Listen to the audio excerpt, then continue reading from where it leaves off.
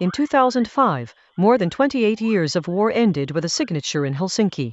The Free Aceh Movement laid down its arms after a conflict that killed over 15,000 people, and it was an earthquake and a tsunami that finally pushed both sides to peace. This matters because it closed one of Southeast Asia's longest and deadliest separatist struggles, and it turned a rebel army into a peaceful political movement. Here is what happened. On that day, the Helsinki Agreement was signed between the Free Aceh Movement and the government of Indonesia, ending the insurgency in Aceh, a province on the northern tip of Sumatra. In Indonesian, the movement is known as Gerakan Aceh Merdeka, or GAM. Internationally, it went by the name the Aceh Sumatra National Liberation Front. For nearly 3 decades, it had fought Indonesian government forces with a single goal: independence for Aceh. Then to get this thing. Campsite 6. The insurgency ran from 1976 to 2005. The Indonesian government refused to call it a war of independence, officially labeling it the rebellion in Aceh and calling the group the Aceh Security Disturbance Movement. Over those years, the death toll climbed past 15,000 people. Why did Aceh fight for so long? The roots run deep. There was a history of mistreatment. There were disagreements over Islamic law.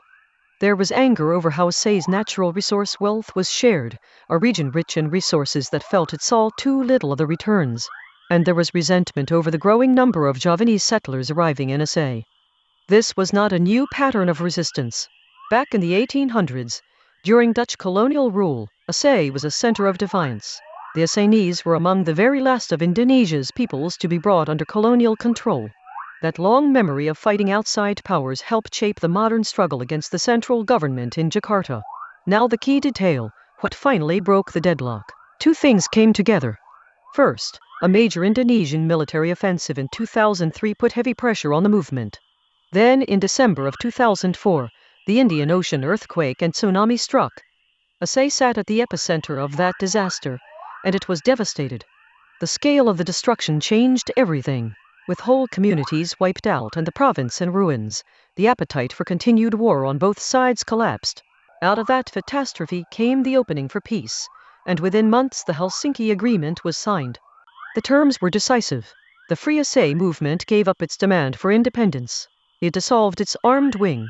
The rebel organization did not simply vanish, it transformed. GAM renamed itself the Aceh Transition Committee, in Indonesian the Komite Peralihan Aceh, and stepped into peaceful political life rather than armed struggle. That transformation is the heart of the story. A group that had spent nearly 30 years fighting with weapons chose to surrender its separatist intentions and rebuild itself as a civilian body. The men who had been guerrilla fighters became political organizers. A war that had defined a generation in Aceh was, at last, over. So what does this moment mean going forward? The Helsinki Agreement stands as one of the rare cases where a long, entrenched separatist conflict actually reached a lasting settlement, and where a natural disaster, of all things, became the unlikely turning point that made peace possible. It shows that even conflicts stretching back generations, rooted in colonial history and grievances over resources and identity, can find an end. Aceh's path from a Dutch-era stronghold of resistance, through decades of insurgency, to a negotiated peace became a reference point for how such wars might close. The question it leaves behind is whether that fragile settlement, built in the shadow of tragedy, could truly hold and let a scarred province finally rebuild in peace. That's it for this one. Watch this next. Why Al-Shabaab bombed a World Cup crowd in Uganda.